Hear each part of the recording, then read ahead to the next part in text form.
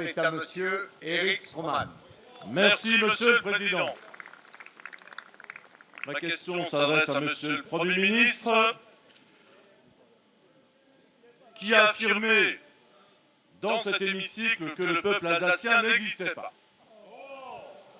Le Président de la République a enfoncé le clou le 7 avril dernier à Metz, en lançant à 2 membres du Parlement alsacien des jeunes, et je cite François Hollande, « L'Alsace n'existe plus ». Jamais, dans l'histoire de la Ve République, l'Alsace n'a été ainsi maltraitée par un gouvernement de la République. Jamais un gouvernement n'est arrivé à un tel état de déliquescence. Jamais un gouvernement n'a autant maltraité notre jeunesse. Vous annoncez que la limite d'âge pour bénéficier du RSA sera ramenée de 25 à 18 ans. Quel aveu d'échec! À défaut d'emploi, vous proposez à nos jeunes l'assistanat comme seule perspective.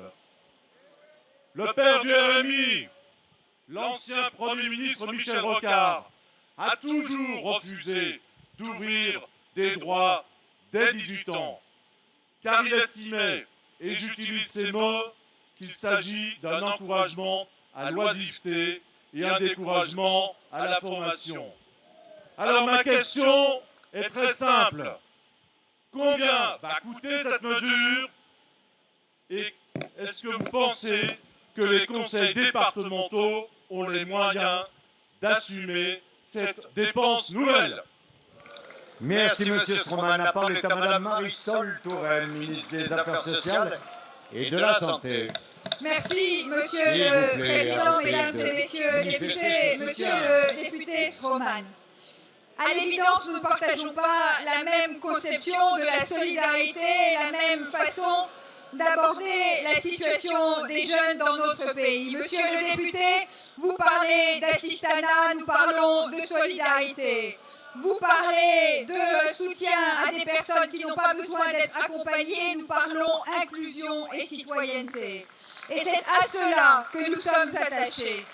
Et alors que dans la réforme du RSA, que la majorité que vous souteniez en 2008 a volontairement et sciemment laissé de côté les jeunes, en considérant que des jeunes qui travaillent de moins de 25 ans, ne peuvent pas avoir droit au RSA activité, nous avons, en supprimant le RSA activité, instauré la prime d'activité et ce sont d'ores et déjà 400 000 jeunes qui bénéficient de cette prime d'activité et c'est juste.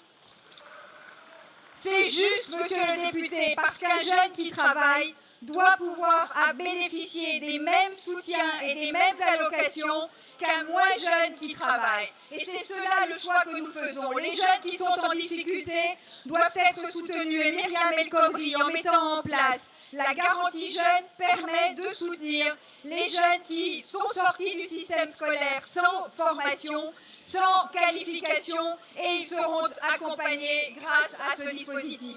Pour le reste, monsieur le député, le Premier ministre a annoncé une réforme globale des minima sociaux. C'est dans le cadre de cette réforme globale que la question des jeunes sera posée. Mais aujourd'hui, les jeunes, nous leur répondons par la prime d'activité, par la garantie jeune. Et c'est cela la politique de solidarité et d'accompagnement de ce gouvernement. Merci.